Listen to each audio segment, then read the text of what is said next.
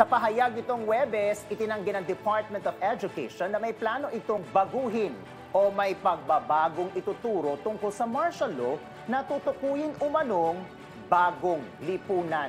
Ayon kay DepEd spokesperson Attorney Michael Poa, walang ganitong panukala o gagawing pagbabago na napag-usapan. Nakita umano niya ang post online pero bandang huli ay tinanggal din ito.